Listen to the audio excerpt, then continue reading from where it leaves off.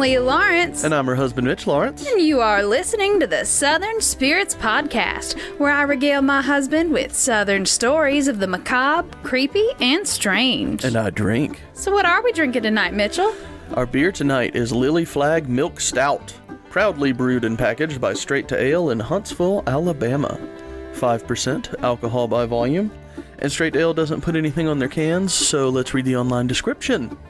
Flagg Milk Stout is named for Huntsville's most famous quadruped. A prized cow, owned by local plantation owner Samuel B. Moore, Flagg was honored as one of the world's best butterfat producers in 1892 at an exposition in Chicago. This dark, rich beer contains tons of roasted malt goodness, hints of chocolate and coffee, and a creamy mouthfeel from the addition of milk sugars during the brewing process. What I have to say about it is basically exactly what you heard in the online description. It's rich, and for a stout, it's light. This is 5% alcohol by volume. It's just like a heavy milkshake, basically. You know, alcoholic milkshake. It's pretty light. Already said that, but it's a creamy stout. It's not a real... Most stouts are going to leave like a real bitter taste in your mouth. This one doesn't, because it's very creamy. And I like it. I give it an 8 out of 10. And it's got a cute can. Yeah, it's got the cow jumping over the moon. Yeah. On it. Flagg is a very famous cow around here. There's even a road named after her in Huntsville. Do you like the beer? I do. It's pretty good. I actually prefer the sweeter ones, so I like the peanut butter pinstripe from Blue Pants that we've had on before. That's the style that I prefer, but that one's a really good one. It's Flagg is... It's sort of, it is creamy, and it has sort of a sweetness to begin with, but it's not so sweet on the back end. It's got a little bit more bitter than I would normally expect with a stout, so I don't know, it's good. I like it. It's drinkable. If you are just getting into stouts, this is a good one to start because it's not that heavy. Yeah, that's a good point. Heavy beer that you would think of with a stout. It's a nice beginner stout. Yeah, well, we both like it, so it got an 8 out of 10. Our shot in the dark for the night is Jimmy's Seajuice Spiced Rum and Pineapple Juice. This is bottled by Jimmy's Sea Beverages Company in St. Petersburg, Florida. It's 21% alcohol by volume, and this one also has an online description because there is a thing on the bottle, but I think it's on every bottle they make. It's really long. Yeah, and I didn't care to do it, but the online description is kind of long too, but it's more specific to the pineapple one. So, here it goes. Jimmy's Spiced Rum and Pineapple Juice is the original Seajuice. This tasty concoction is carefully crafted at 42 proof with the highest quality ingredients that consists of a unique blend of Caribbean rum, island spices, real pineapple juice, and natural cane sugar. Inspired by Jimmy's Tales of the Sea, Jimmy's Seajuice is for those who love sand, surf, and the laid-back island life. Whether you enjoy it over ice or add your favorite mixer, Jimmy's Seajuice is a refreshing and simple beverage. Drink Jimmy's Seajuice and go easy. I'm sorry, that name is getting me. Jimmy's Seajuice is the worst name. I love it. I absolutely love the name. Well, this, It reminds me of semen, y'all. I can't. Well, duh. Hashtag Seajuice. Not the actual product. The product's delicious. But, the name makes me uncomfortable. This is exceptionally sweet. Any cocktail that you put this in will be overpoweringly sweet. You're not going to make a more balanced cocktail with it. It's just going to be sweet. So make what you want and stick with it. I mean, if you're into tropical, pineapple-y, beachy kind of drinks, baby girl, this is your drink. You can drink it straight out of the bottle. It tastes like a cocktail already. If you want to add something to it, you're more than welcome to. I mean, I did. Yeah. It's very sweet. He's not wrong. But if you're into, beachy, cocktail-y kind of thing, this is good. Yeah, for example, I give it a 9 out of 10 on ice, especially if I were just going to sit on the beach in the middle of July or something. This would be perfect to just drink it on ice. It's really, really good by itself. The cocktail we made is from their website. They have recipes and suggestions for things to make. We made the one called Seawater. What it is the Seajuice with some more coconut rum, some different coconut rum, and some blue curacao and Sprite. And it's basically, if you've ever been to Sonic and gotten the ocean water, it's alcoholic ocean water. That's exactly what it tastes like, and it's really good. I gave it also a 9 out of 10, so this gets a 9 out of 10 overall. But remember, it's very sweet. Very sweet. So choose wisely. Indeed. Well, that's it for the alcohols. What's next, Leah? All right, I think we should go to a little bit of listener mail. Listener mail? Yes, Listener mail. I just wanted to shout out my girl Angela. Hey, Angela. Hey. She actually sent me a message after she listened to this past episode that we put out, and we were drinking that. Was it Barton's Long Island? Barton Long Island iced tea mix. The Barton Long Island iced tea mix. Well, it turns out Angela is the beverage manager for a restaurant in Montgomery, and she told us that that's what her restaurant uses in all of their Long Island iced teas. And most of the restaurants that she knows about, that's what they use as a mix for their Long Island iced tea, which blew me away because I did not know that they weren't just mixing all of those liquors together themselves. At a restaurant, probably not. If you go to a bar, they might do it. Yeah, like a legit, like a bar. A bar. And like someone where it's just a bar, yeah, I guess I could see them putting all of that together, but I mean, I can see where this would be so much quicker, for one. Yeah. And it tastes delicious, so, we made a legitimate choice there with the Barton's Long Island tea mix. Mm-hmm. So I just wanted to put that out there because I thought it was a fun fact. It is. It's a very fun fact. Yeah. And I still really enjoyed that Long Island iced tea mix. Me too. And I'll make another one, too. Yeah. We might have that on again soon. Sorry, I got a pen in my mouth. Why do you have a pen in your mouth? Because I wasn't ready. And I didn't get all my gear ready for recording. But it's all good. I'm ready now. Excellent. Well, you ready to hear about the 2 new patrons we have this week? I am. We have 2 new patrons. We have 2 brand new members of the Possum Passel. Woo! What was that? It was a scream. I thought it was a different thing. Whoops. No, we love the possums. We're not scared of them. Yeah, that was the wrong thing. I didn't mean. I pushed the wrong button. Forget it. Go ahead. Oh, that's why you shouldn't be allowed to have sounds. Anyway, our first new member of the Possum Passel is Janine.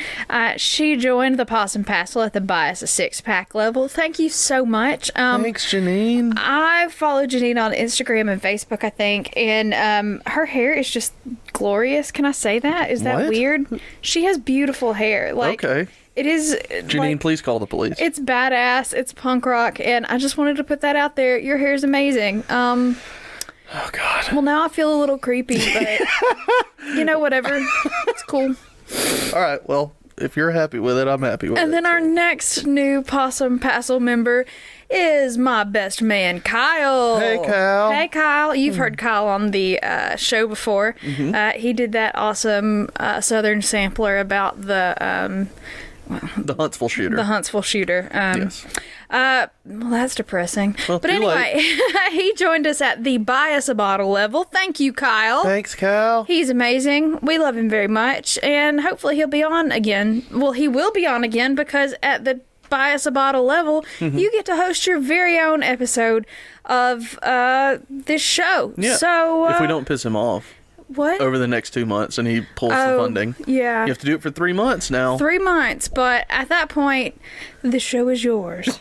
For one episode. We're not like you can't have giving it. No. But like I said, if you too want to host your very own episode of Southern Spirits, look into the Possum Passel. That $20 level will get you a hosting spot for one episode.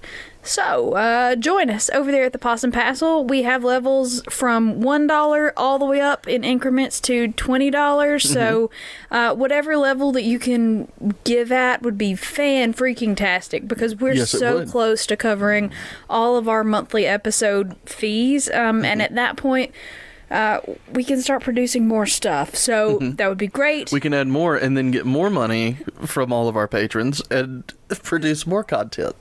You see? You see how this goes? It's a cyclical thing. Indeed. It's a circle. We're actually at, I believe, the $70 level is about what we're bringing in now, and I think our first goal is $100. Yeah, so we're so close. So once we hit that $100, we're going to have a special celebratory extra-sode. Yeah. So And if you want to, it could be anything. I don't know what those Well, it could stories also are be going to be. soon, though, was what I said. It could definitely be soon, but I meant the topic could be anything. Yes, I agree. Anyway, so if you want to join us over at Patreon, please do. Patreon.com/Southern Spirits Podcast. Well, what's next, Leah? I believe we're going to go directly into a funny place name. Funny place names? Yes, sir. All right. Hit me with Today, it.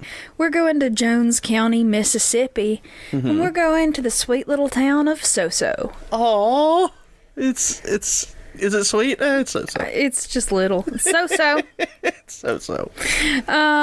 It's a very small town. It's about the population of about 400 people, give or take. And it's a very quick, easy That's how I like them. origin. And according to what I read, hashtag Wikipedia entry, Hashtags are normally not that slow. Sorry. Hashtag ellipsis Wikipedia entry. according to Wikipedia, the name So-So was derived from an old settler's common response to a question of how he was doing. So, how you doing, old random settler man? I'm good. No, the answer is So-So. Okay, do it again. Asshole. Do it again. So, old settler man, how you Yes. doing? Well, my back kind of hurts. Mitchell. Go ahead. I'll get it right this time. Go ahead. Hey, old settler man, how you doing? I've got diarrhea Damn it, Mitchell. because we live in the Old South and we don't have clean water. That is not true. But besides the constant squirty poops, Mitchell, you can't. I'm so-so. Oh, gross. Anyway, so yeah, how was he doing? He was doing So-So. So they Okay. named the town So-So. Thanks for that, Mitch. I enjoyed myself. I know you did. That's Thoroughly. the problem. Yep. Well, are you ready for our very first story of the evening? I am. Well, excellent.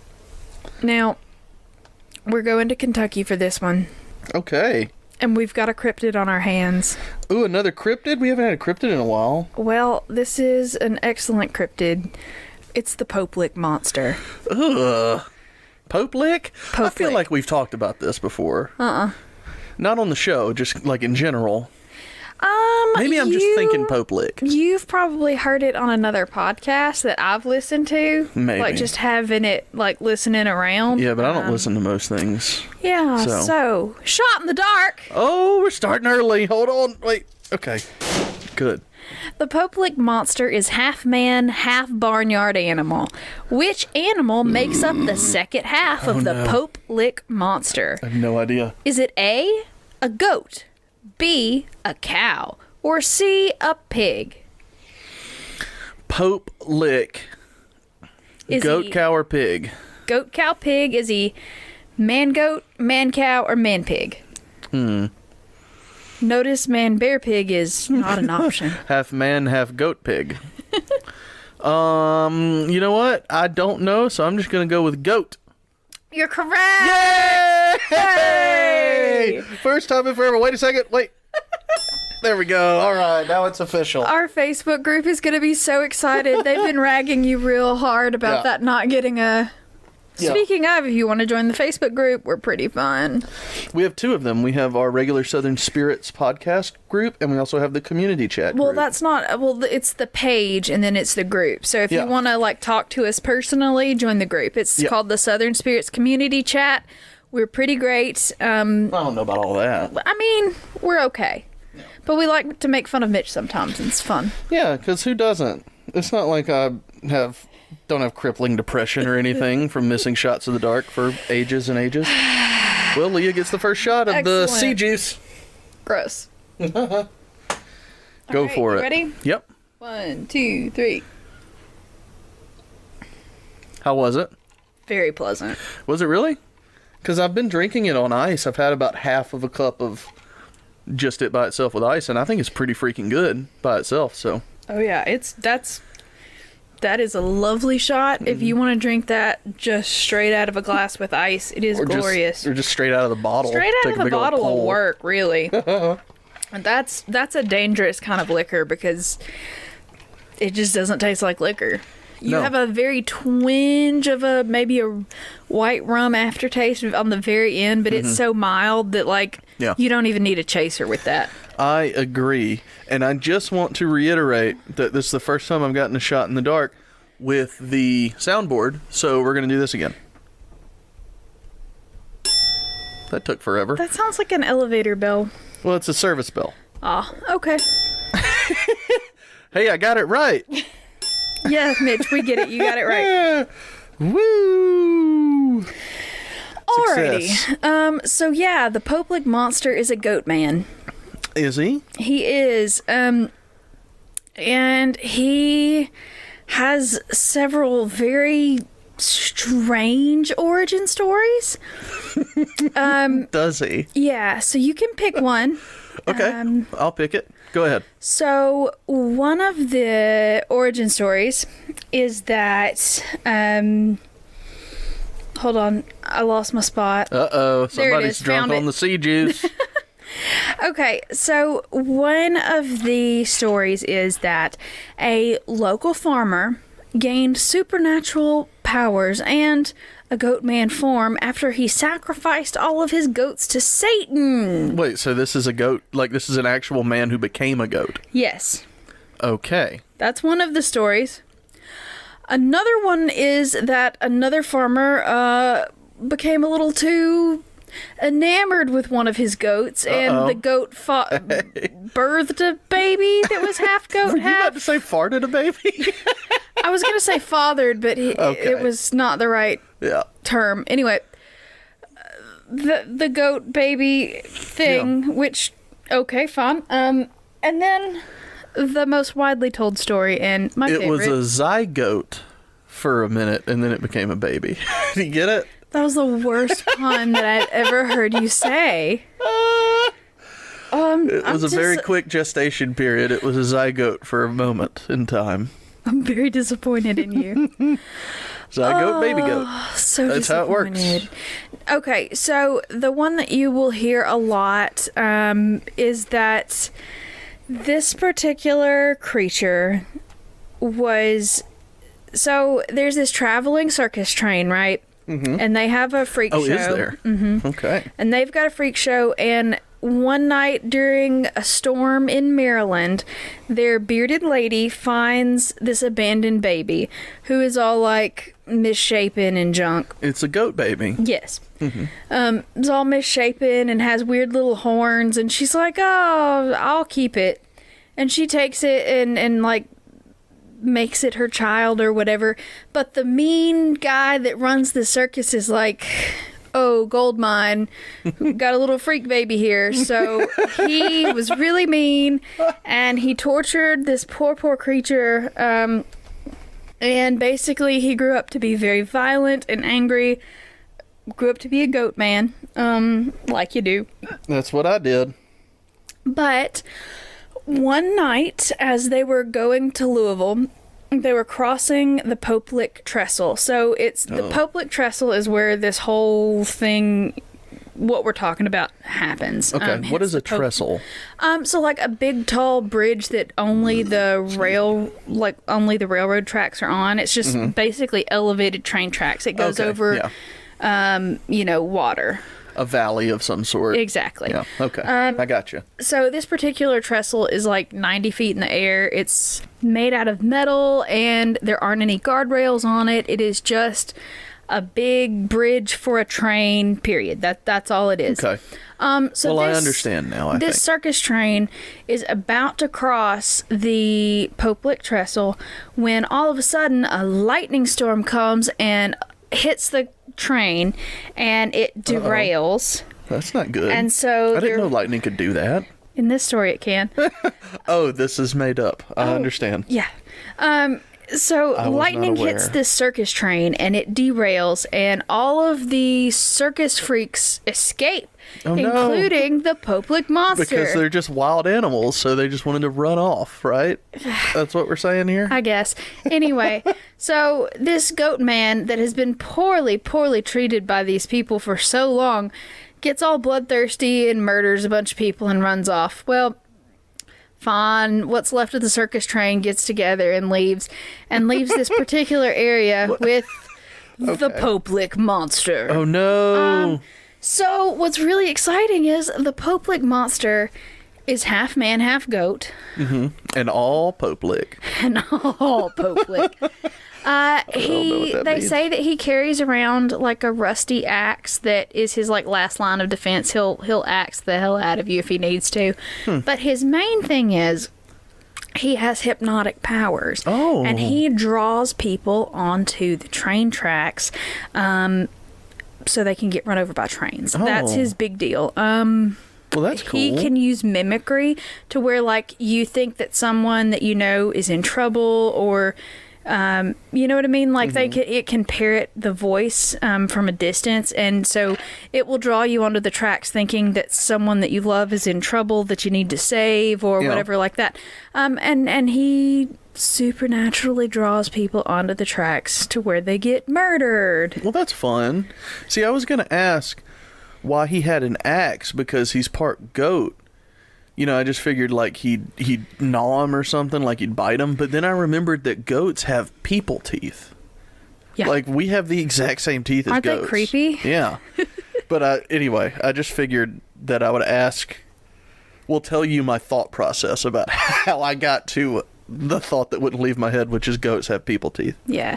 So basically the story is that people go out to this area and they encounter the goat man, and he's either so scary that he like they just jump off the trestle to avoid like him because he's so scary, or like I said, he's hypnotizing them and he keeps them still and just fastened to the bridge until a train comes and knocks him off. Okay. Well, that sounds interesting. What's his motivation for doing this? He's just a dick, I guess. Just to be serial killer? Serial goat killer? I mean, serial killer goat. Depending on which origin story you subscribe to, it could be just, I'm a goat man, cool. This is what goat men do. It could be like to like summon the powers of Satan, because that was the one story. Or he's just pissed off that he got mistreated for so long in that freak circus that he's going to kill as many people on a train as he possibly can. Okay, so any train. Any train. Mm-hmm. Well, let's not take a train through the Popelick trestle. But see, the thing is, a lot of people have actually died on that trestle. Oh no. Yeah. So it's true. Maybe. It's the goat man.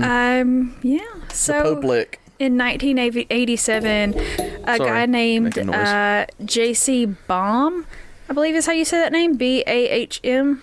Probably. Bomb. Yeah. Bam. He was a 17-year-old student, and he was struck and killed by a train on February the 18th of 1987 while he was crossing the trestle.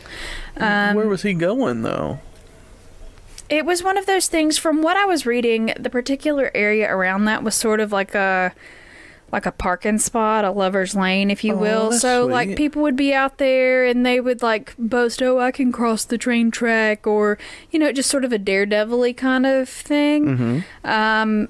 Just like, oh, the Popelick Monster's out there. We're going to get on there and see if he comes. Kind of like, you know, like teenagers are apt to do, like go out and chase creepy things and do something stupid. If you stand on the trestle and say, goat lick 4 times... with your eyes closed. Yeah, I know, but you have to say goat lick to make the Popelick goat man come out. I know what I'm doing. Okay. But yeah, something like that. So he did that, and train hit him, killed him.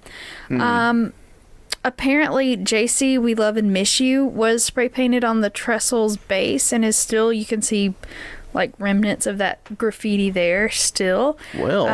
In May, so the JC guy died in February. In May of 1987, a 19-year-old guy named David Bryant died from injuries when he jumped from the trestle to dodge an oncoming train. So, like, he was out there being all like, "Come at me, goat man." Like with his shirt off, pounding his chest. I don't know. But so apparently a train caught him out there and he tried to avoid it by like ducking under, and he fell and broke a bunch of shit and died. Well, that's always fun. Yep. Sounds like a great time to me. And then later in 1988, there is this indie film producer guy named, I can't say his last name. Try. Schlidknecht. What? Schlidknecht? I have a feeling that you're pronouncing some letters that shouldn't be pronounced there. SCHILDKNECT apostrophe S. Yeah, that sounds like Schildknecht. Yeah. I think you're right. Never mind. Go ahead. Got it.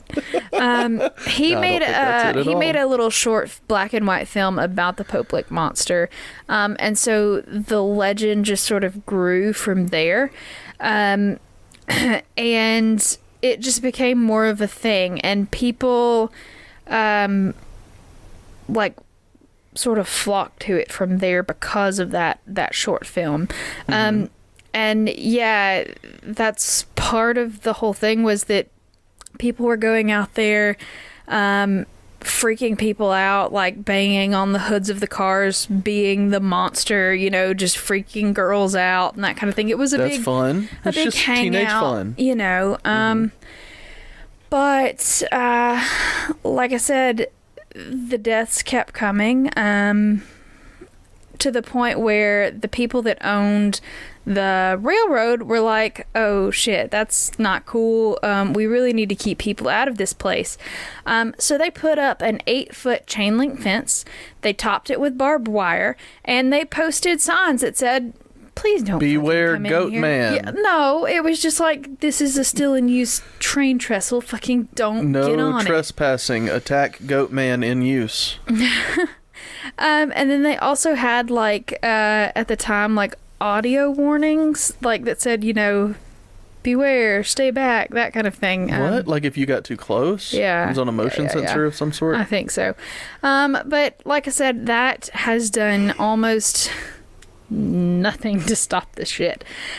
So in 2000, a guy named Nicholas Jewell, he was 19 years old. He fell to his death while trying to hang off of the trestle until a train passed. So in the film that guy made, the protagonist, like, escape getting killed by the train by like clinging to like the underside of the bridge. Well, that's stupid. Well, I mean, if you're out there and that's the only way, I guess that's... But yeah. But you have to hold on for a very long time. You have to hold on for a very long time, and you've got to understand that it's vibrating and shaking like crazy. It's like trying to stay on a mechanical bull and you're 90 feet in the air. Like... Yeah, just using your arms as well. Yeah, it's rough. So, yeah, he died in 2000, and then I believe in... Where's my date? This is fun. Did I not write it down? That's disturbing. I think it was like 2015. Okay, we'll go with 2015. In 2016, excuse me. Anyway, there was a person, this is the first known of someone that was specifically like monster hunting. Like, they were legitimately looking for cryptids. They were out there looking for the Popelick Monster. That was their thing. Were they gonna catch it? I guess. Trap it? But there was a woman named Raquel Bain, and her boyfriend were both out on the train trestle. They assumed that the train trestle was no longer in use, so they didn't think there was really any danger. Were the signs and everything still up that said it's still in use? Yeah, there's still 8-foot signs and all of that stuff. Yeah, they jumped the fence, they trespassed, they got up on the trestle, and they were looking for it, and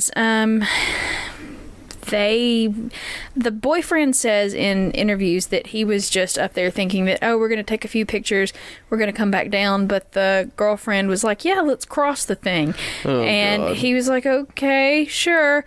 And she goes out there, and anyway, a train comes towards him, and he freaks out, and he tries to get under the bridge, and he manages to hold on, so he didn't die, but she got hit by the train and knocked off the trestle and dropped 90 feet to her death. Well, yep. If the train didn't kill her, the fall sure did. 100%. And like I said, it's just a thing. Like, there have been a lot of deaths on that bridge specifically because... Well, it's that hypnotizing goat man. Well, yeah. I mean, is it the work of the goat man, or is it the work of people being dumb and trespassing? It's the goat man. It might be the goat man. And I think that when you say that a filmmaker made a film, I think you're talking about Stand By Me. Is that what you're talking about? No, I'm not. There's a big train scene in that one. Yeah. I know the scene, but this is specifically, it was a short film about the Popelick Monster, which Stand By Me, as far as I remember, didn't have a Popelick Monster. Didn't have Popelicking? No. Well, it was a little bit. But, so yeah, the goat man really does have a legit death to his name, if that's what you're going for with these cryptids. Because like I said, she was looking for him, and she found him. A train. And the boyfriend did not. He wasn't looking for him. No. And that's why he survived. Yes, but now he has PTSD, so. Yeah, I'm sure he's fine. Probably not. But goat lick. The only thing is that I will say is, y'all, I looked it up, and it's still a thing, and if any of you fucking do it, you will make me so mad. But it is a thing to take your fucking picture and put it on Instagram of you sitting on the Popelick trestle. Y'all, don't you do that shit. You still have to jump an 8 fucking foot fence with barbed wire on the top of that shit. Mm-hmm. They clearly do not want you out there. Is it still being used? Yes. Yeah, so trains are still going. 15 trains a day, y'all. That is not good odds. Do not climb up there. Do not. Like, you can go on Instagram right now and find a shit ton of idiots just sitting on top of the Popelick trestle. Like, I get it. It's all like, ooh, look what I did. But, like, A, that's trespassing, and the railroad will and does prosecute people for trespassing there. And also, you could get hit by a fucking train. So, I'm just saying, if you're in that area for Halloween, literally go do anything else. Well, I will. I will go do something else. Thank you for that advice. Thank you. Is that it for the Popelick? That's the Popelick Monster. And there are lots of really fun artist renditions of what the Popelick Monster looks like on Instagram. I want to see them. I'm not going to look them up right now, but I'll see them. I really enjoy it because goat men are interesting. They always are. And I just want to say that since you've started this story, did you watch Saturday Night Live in the early to mid 90s at all? No. Maybe mid to late would be more accurate. Jim Brewer did this character called Goat Boy, where he, you gotta watch the skits. He had a talk show as a goat man, and it's fucking hilarious. You've got to see it. Okay. I'll show it to you later. All right. I'll show it to you. But if anybody out there knows what Goat Boy is, just, thumbs up. I'm happy to be associated with you. And don't go take your picture on the trestle. Excellent advice. Thank you, Mitch. Yeah, well, I have done my good deed for the day. Indeed. Well, let's introduce our friends again for this episode. We're going to run another ad for our friends over at the Dead Kids Club podcast. They're pretty great. They're anthropology PhD students. They're pretty cool. And I listened to their recent episode about bog bodies, and I thought it was completely excellent, interesting. I don't know. Completely excellent. I don't know where I was going with the word completely. It didn't make sense. But I'm just saying. Somebody's had too much Seajuice. I have had quite a bit of Seajuice.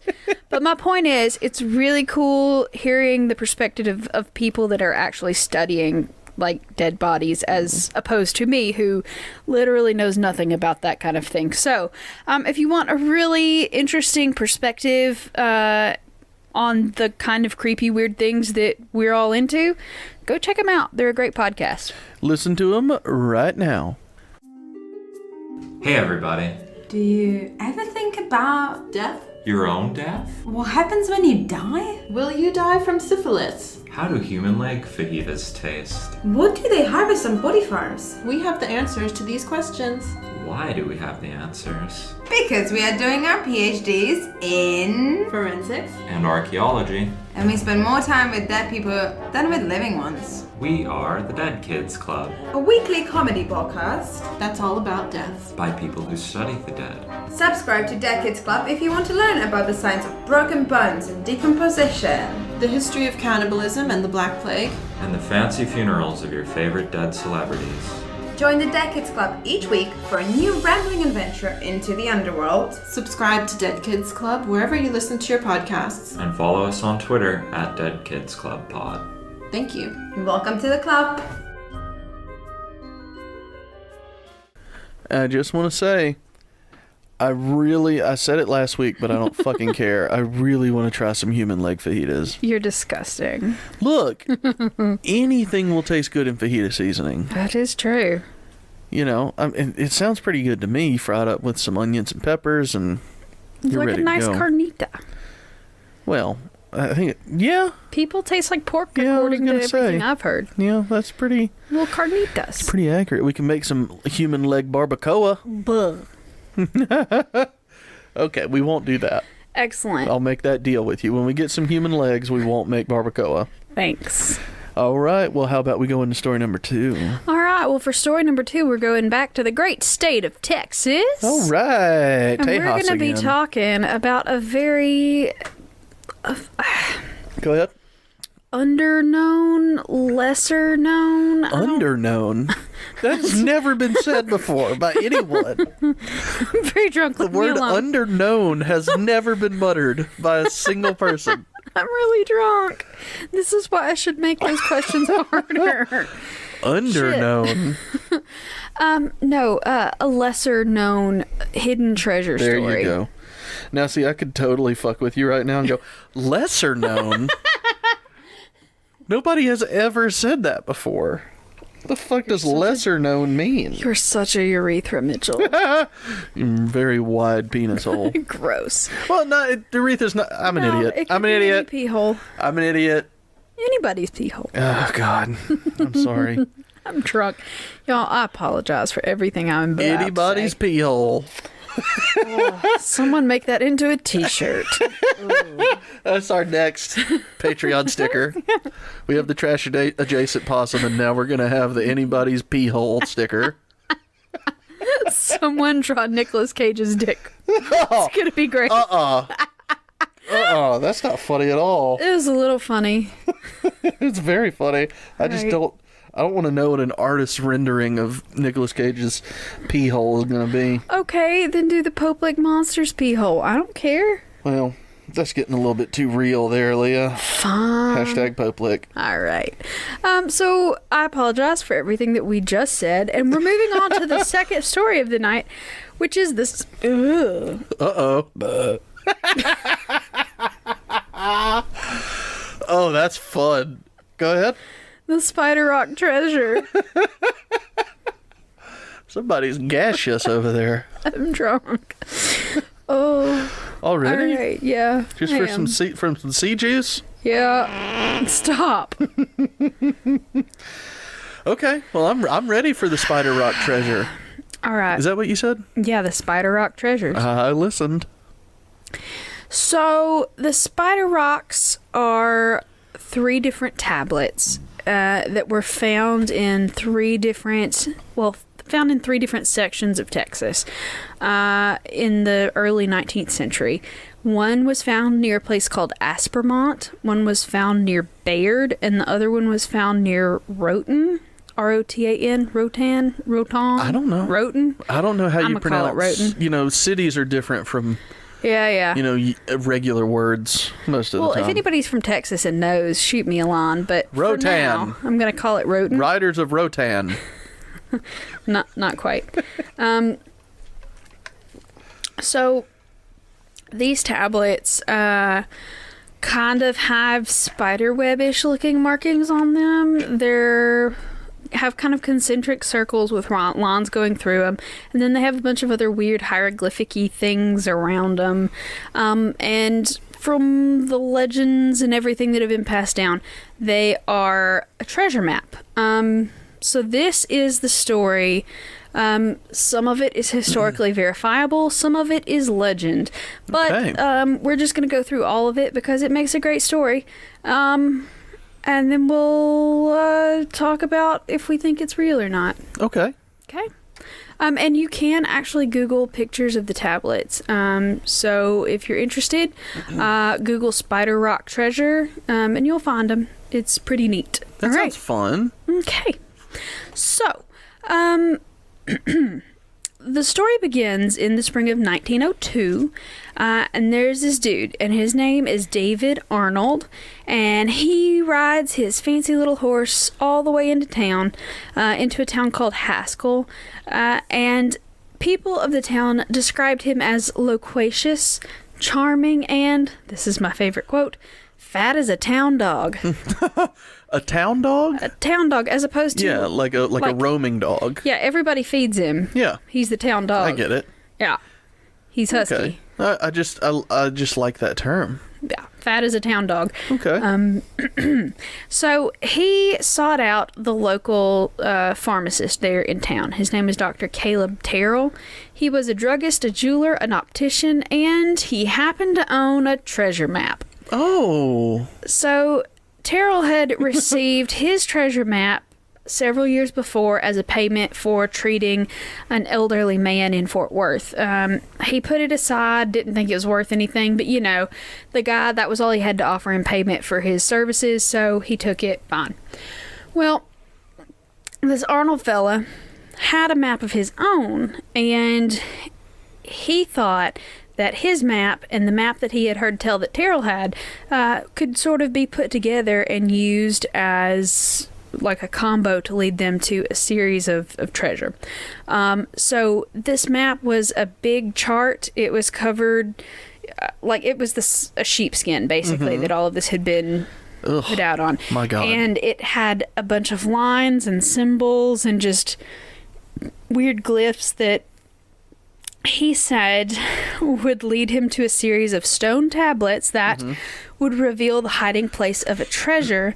In Texas? In Texas. Okay. Yes. And the treasure map points the way, like the stones, will eventually point the way to a famous Spanish conquistador's treasure, shot in the dark. Uh-oh.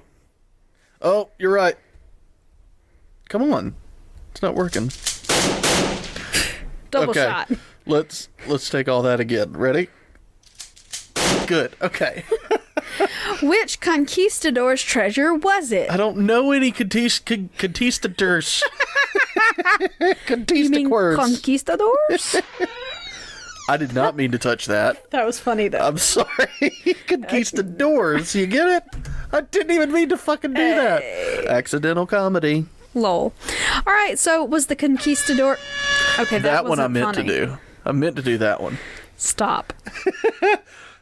Go ahead. So was the conquistador A, Francisco de Orellana? Was it B, Francisco Vasquez de Coronado? Or was it C, Francisco Hernandez de Cordoba? A, B, or C? Yeah, I don't even remember the names already. Francisco de Orellana, B, Francisco Vasquez de Coronado, or C, Francisco Hernandez de Cordoba? I know. Coronado. God damn it. Woo! See, that one was from Indiana Jones and the Last Crusade. God damn it. This is the treasure happy they're with that. trying to find. Give me a shot glass. Same treasure. Isn't that exciting? So he was looking for the cross, is what you're Well, saying. The little cross from the cross beginning is of it. part of the treasure of Coronado. Yes. It belongs in a museum. It does. Turns out. Oh, that's funny. Well, shit, y'all. 2 in a row. I'm on a roll. I forgot something. Hold on. Wait. Everybody chill. There we go. There's your shot. Give me that Seajuice. Ugh. Ugh. Whenever you're ready. Oh, you already took it? Well, you just wanted it. You just wanted it a whole bunch. It's really good. You can just have some more. You know? I'm already a little plastery. All right. Sorry, y'all. You started to look like a wall. What a joke that was. What? Was that a joke? Plastery. It wasn't a very good one.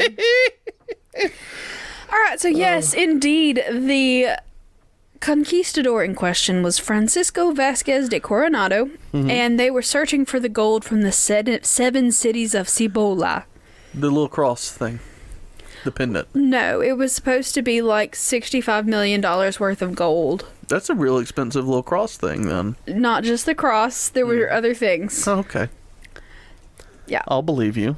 So, Arnold, the big fat man that rode into town, and Terrell, the pharmacist in town. The druggist, you said. The druggist, excuse me. I don't know what that means, but it doesn't sound like a pharmacist to me. I think that's exactly what it is. It's a pharmacist. Well. And then Terrell's son, whose name was Cabe. Like Gabe with a C. Never heard Sounds that like name. somebody fucked up on the birth certificate. I know, right?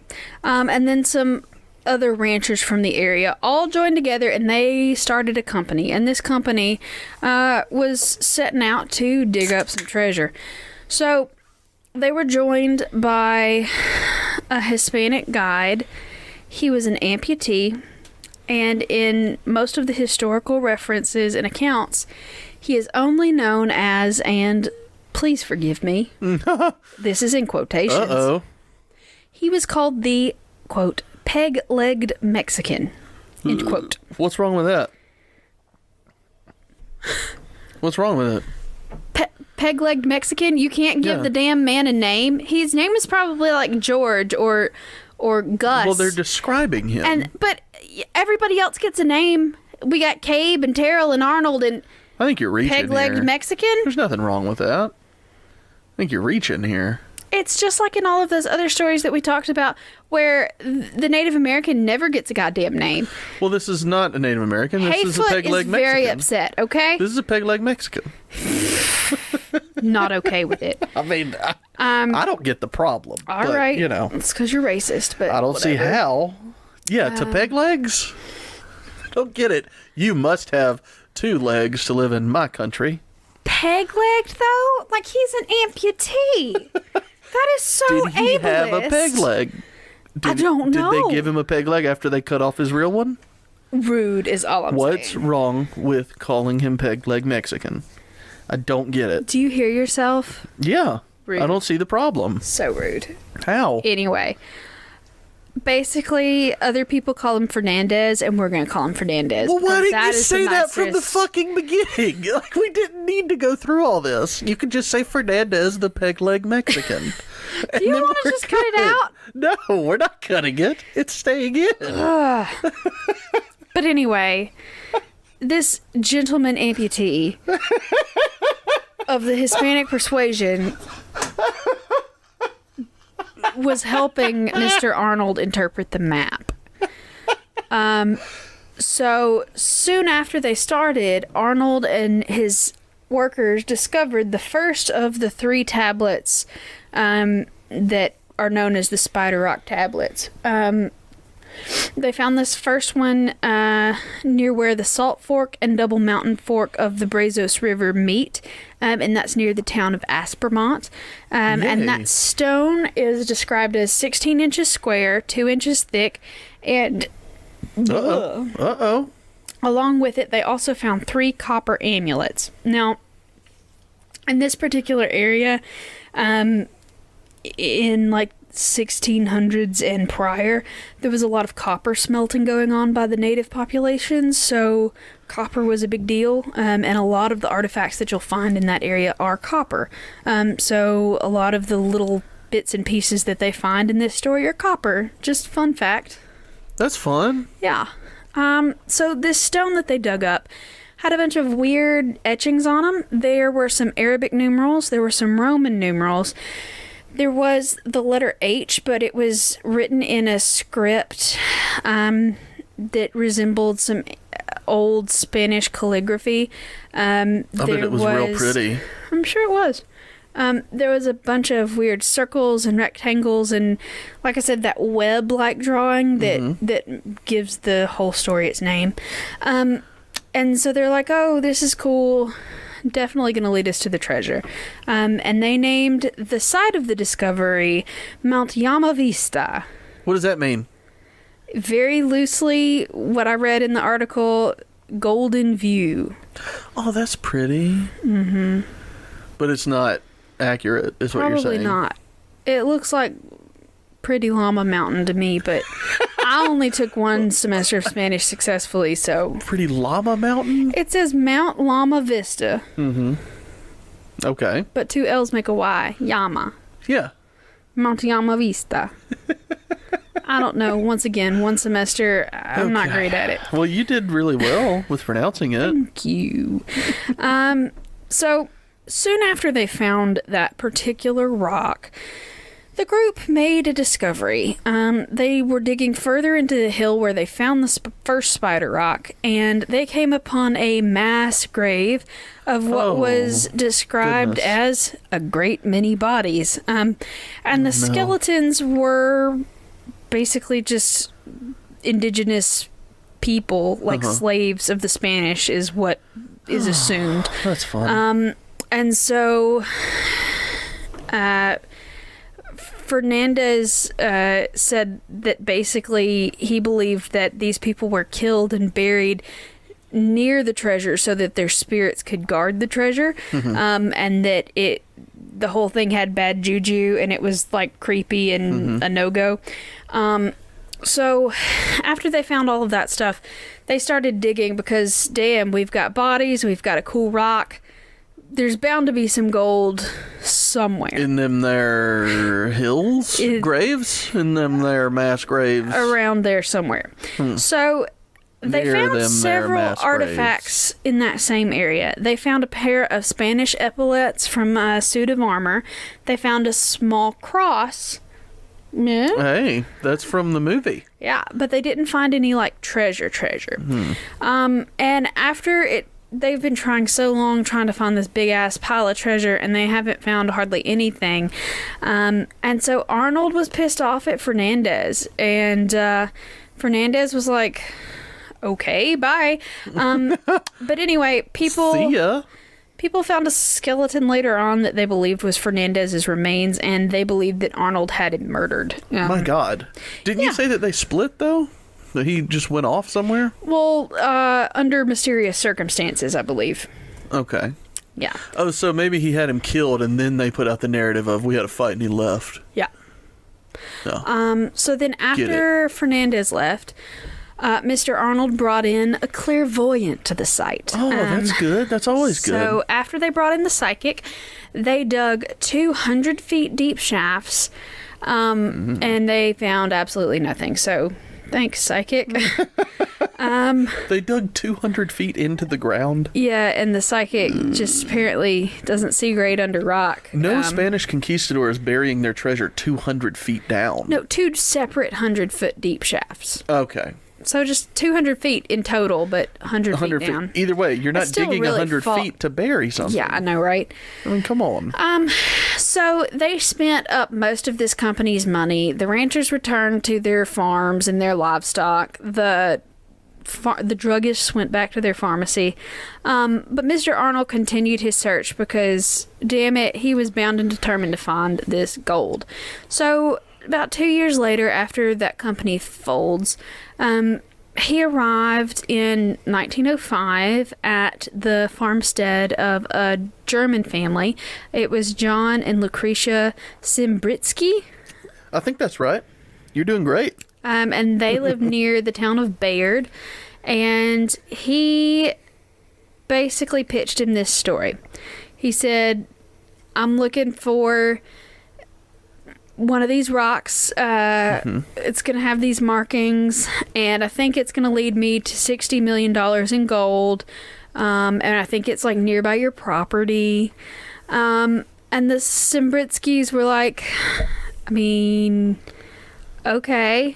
You can come look. We've been like clearing land around here, but there was a part of the family's south 80 acres that was pretty much untouched. It looked almost the same as it did when it was all dominated by Native American tribes. So it hasn't been cleared. It hasn't really been touched. So Arnold is really interested in this land. He says, have you ever seen two oak trees entwined, growing like they'd been like twisted that way when they're little trees? And the wife was like, yeah, we got a pair of trees exactly like that on this land. Goodness. Yeah. And so she's like, I mean, we can show you where it's at. And he was like, bingo.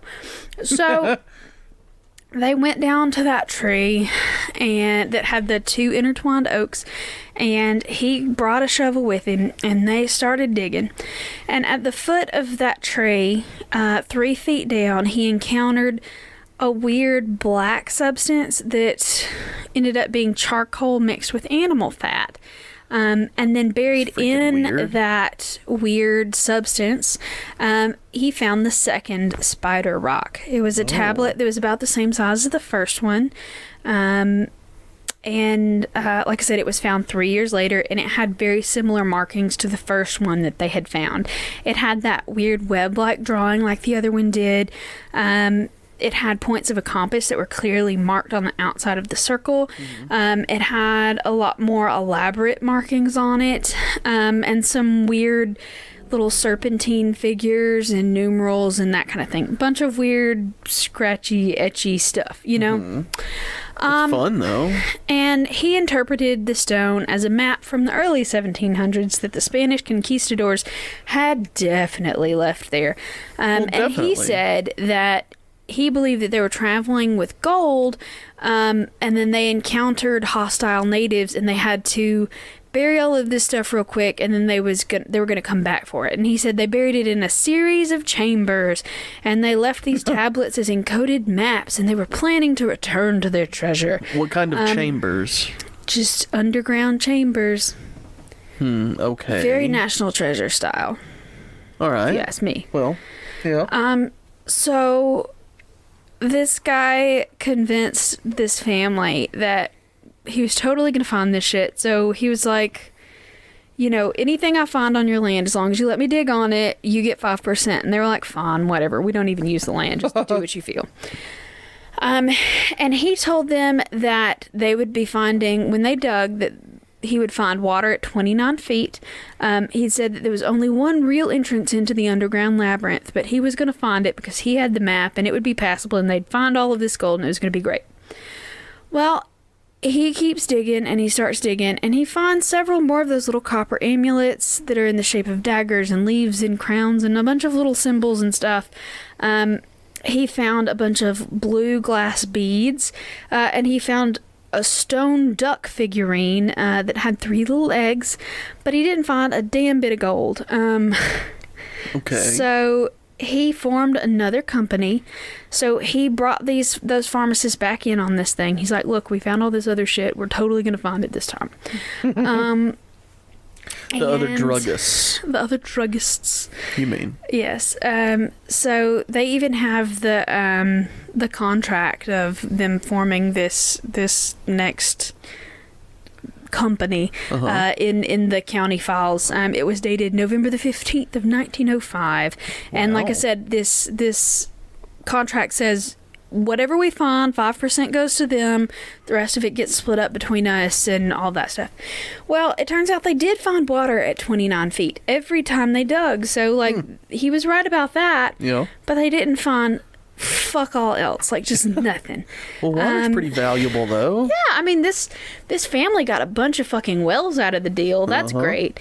And in Texas, rock on. But other than that, like, there was nothing. And he even got into argument so bad with one of the partners, whose name was J.F. Hart, that they both started wearing pistols and were like threatening to duel each other. Like, they were just pissed. as they passed each other. Just fucking pissed at each other. And like, eventually there were no more clues. There were no more amulets. People were just like, fuck it. By 1906, that land was just a bunch of fucking wells and shafts and nothing else. Still pretty profitable, though. Yeah. So Mr. Arnold replaced Fernandez with another Hispanic man. No mention of whether he has all of his legs or not. I would assume he does, because they didn't call him a peg leg. And he was apparently a psychic as well. But that guy interpreted all of the hieroglyphics on these stones as a bad thing. He said that the treasure was cursed, it was guarded by evil spirits, and anybody who sought it would be met with failure and eventual death. He said he wanted absolutely nothing more to do with it. He would not aid in searching for Coronado's gold, and he fucking left. And with that, everybody was like, oh, maybe we don't want to look for this weird shit anymore. There's some bad voodoo on it. Bunch of bad juju. No voodoo. Juju. Okay. I think we're saying the same thing. No. But anyway, so basically the dig came to an end. Arnold left. He took his rocks and his amulets and all that shit, and he put them in a vault at that drugstore from before. And they had blueprints of the rocks made, so like etchings and drawings of the rocks themselves and stuff like that. And anyway, that you can other make blueprints of a rock? Well, like a drawing, a 1-to-1 scale drawing of the rock. All right. They keep calling it a blueprint, but yeah, it's just a 1-to-1 facsimile of the rock. Okay. All right, that makes more sense. Yeah. So that Mr. Hart guy, the J.F. Hart, the one that was wearing pistols, he was like, you know what, I'm going to dig on my own. I got this. So he kept digging for a few more months, but his company finally dissolved when his wife divorced him. Oh, nice. And then in 1907, there was a guy named Gurney Ward. He was a photographer and a mining promoter in Abilene. And he decided he was going to form his own company and he was going to start his own search. So he went out, he hired a crew, he made a camp on that 80 acres of farm, made a contract with the Simbritsky family as well. He hired a kitchen and a cook and all that stuff, and he set about it for 3 years. And they found more water at 29 feet. That's about all. At one that's point, something, though. Yeah. I mean, at one point, they even installed a pump and a windmill to, like, get all the water pumped out from the water table so they could find whatever was below it. But a storm knocked out the windmill and the water pump, so that was fucked. And so he completely abandoned the site, and he just left that family with a lot more wells.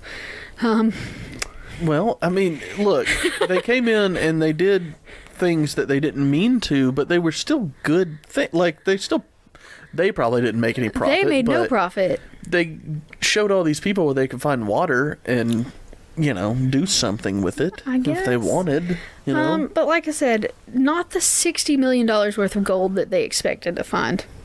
Unfortunately. Yeah, that's accurate, but yeah. So in 1909, the curse claimed its first victim in death. Oh no! So that druggist, Dr. Caleb Terrell, basically went bankrupt. He spent all of his money on trying to find that.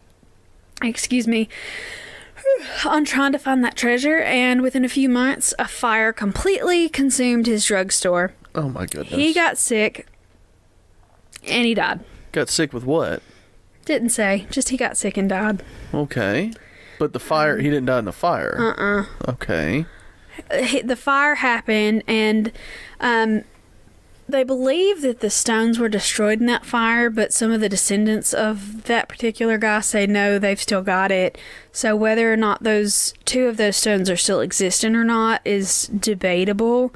But presumably some of the stuff was lost in the fire, but once again, up for debate because this is a very secretive thing that anybody that finds anything about this likes to keep it to themselves because they don't want anybody else to find the treasure. But, you know.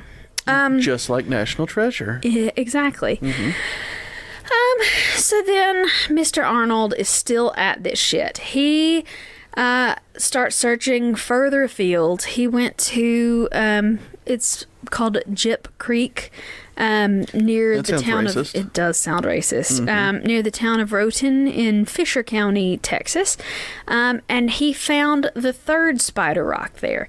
And basically it looked pretty similar to the other markings, but like the original stone had like 8 circles in the web. The second stone that they found had 4 circles in the web, and the stone that he found last only had 2 circles in its web, so it was a little less intricate than the other 2. Like I said, he found that third stone, and yeah, there wasn't much else known about him after Maybe that the stones particular... are the treasure. Maybe. They keep finding those, and they go, well, this is just... Where's the fucking Where's treasure? the real treasure? And that's what the treasure was. And it probably, like, if you could read it, teaches you how to, like, levitate shit. I don't know. I don't know about all that, but yeah. Yeah. So, like I said, Arnold eventually, like, dies and whatever. There's no fun end to his story. He just got old and died and never found a treasure. Well, fuck that guy then. Yeah, I know, right? So in 1924, there was a couple named James and Laura Miller. Now, Laura was a clairvoyant from Abilene, and she and her husband financed another search near the Bayard area, and the Millers dug for over a year before they ran out of money. They never found a damn thing, and their whole thing ended in divorce. So Well, we got a second divorce in this number. So just stop searching for treasure, y'all. I know, right? Nothing good is happening. So then another effort was made in the mid-30s. A guy from Florida came up. They bought heavy equipment, cranes and diggers and all that fun stuff. Absolutely nothing. Same thing. Didn't find a damn thing. They have dug holes literally everywhere in these particular areas around where these stones have been found. No one found a damn thing. So then there's this guy named Frank Olmsted, Olmstead, Olmsted. Yeah, sounds right. And he was previously a college professor from Oklahoma. He had made a lot of money in real estate and oil and the stock market, and he just had a lot of money to spend, and he heard about these spider rocks. So in 1921, him and his wife purchased 321 acres along the Salt Fork River, really close nearby to where Mr. Arnold had first started digging. Mr. Olmsted became so fucking obsessed with this treasure that he ended up selling off his farm. He... Oh my God. Like, just absolutely, like, freaked out. He ended up moving there, and his wife moved with him, and eventually she just stopped, like... giving a damn. And third divorce. All right. Yeah. We're on a roll. Yeah, so it's claimed 3 marriages so far. So Mr. Olmsted continued his search by himself because he was literally obsessed at this point. In 1933, he was bankrupt. He had absolutely no more money, so he moved to the property and he dug out this, like, hole in the wall in the side of the cliff that he owned, and just he sort of made a mud hut kind of number out of, like, a cliff. Like, he went crazy fucking hermit on these people. That is insane. He made a roof out of corrugated tin that was, like, sort of cast off from another project. He got the windshield from a cracked windshield from an old automobile that he used as a window. Like, this guy went full on fucking crazy hermit man. He walked over a mile to get his water. He, like, stole vegetables from the neighbors' gardens to eat. And he just dug holes. That's all he did. It was like holes. Like, yeah, I was like gonna say, this book sounds in the movie Holes. very Like, similar. he literally was so obsessed with this treasure. He dug nothing but holes. 100 yards long, 15 feet deep. 20, 30 feet deep in the ground. Holes fucking everywhere. But he was found dead in his little hole on November the 17th of 1943 at the age of 63. And he had requested earlier to just, like, when you find me dead, shove me in a hole and put my shovel and pickaxe at the top and we're good. Well, all right. So that's what they did. Yeah, in his little hole in the cliff, they found an iron wood stove, a radio, and a moldy tuxedo. That was all he left behind. So he was digging near Aspermont. There was another group of people that was digging near the Simbritsky's old farmhouse. Like I said, just tons of fucking people. There were just tons of fucking people. Like, I can't even name all of the people that have gone after this treasure. And it just gets crazier and crazier and crazier from there. But, like, basically dozens of deaths. And there was another big excavation done in 1965. There was another one done in 1985. There were big excavations done as early or as late as like the 1990s. And just same thing every time. People drop tons and tons of money into excavating these areas, and they might find a couple of little copper pieces here and there, maybe a rock with a weird etching on it, but like nobody's ever actually fucking found anything. And everybody believes that they're a map to something, but like, who the fuck knows what it is? Because I don't know. To me, that seems like a lot of being extra. Like, that I don't know that the Spanish conquistadors were gonna do, you know what I mean? Like, that seems... Well, can't they just get ground penetrating radar and see what's down there? I mean, you would think, and I'm sure If someone anything? by this point has done something similar, but I mean, it's weird. It's very weird, and people are very, like, guarded and mysterious about all of these things because they don't want anybody else to find it first. Oh So, my like, God. if they've got these maps and pieces of rock and stuff from their ancestors that dug shit up, they're not talking to their neighbor who might also have a piece. So there's not a huge, big, good picture of what all of the evidence is because people hoard it.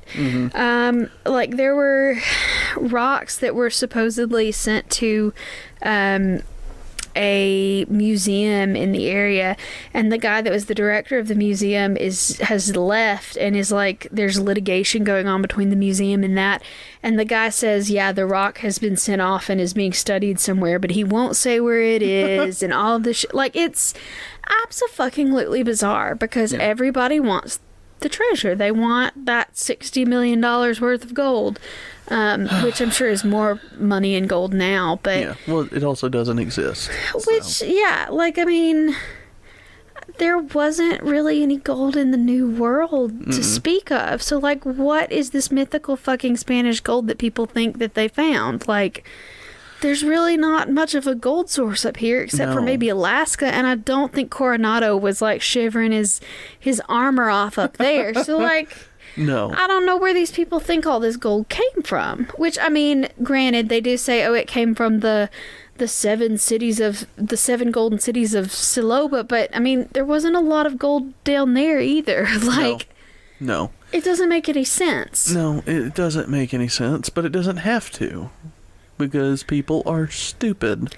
But I mean, like, people are super duper fucking obsessed with it. And I do believe these things lead to something, but, like, maybe it's just a ceremonial site, or maybe these rocks were a ceremonial something and they buried them in memorial to something, or, you know, like, there's plenty of things that this could have been other than, like, Coronado's gold. Like, I mean, I'm just very interested to know what makes these people think historically that there was gold in the first place.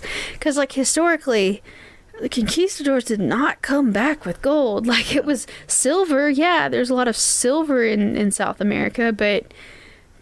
very little gold. Not $60 million worth, I don't believe. No, not even close. I don't know. I just found it to be a very interesting story because I had never really heard of it before. Well, I'd never heard of it until just now. Well, yeah. But I do need to say that it belongs in a museum. Well, if anybody finds it, it belongs in a museum. Mm-hmm.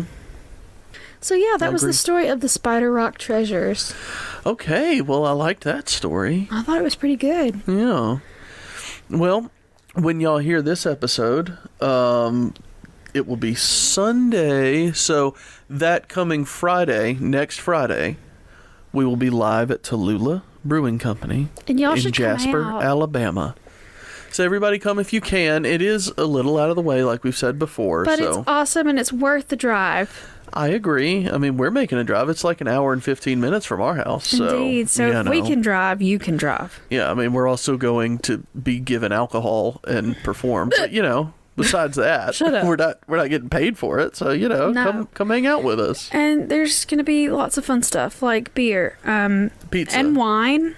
They make We think their they're own doing wine. pizza. Yes, they do wine. So- Do. Ew. I didn't mean to say it, but it happened. Of course you did.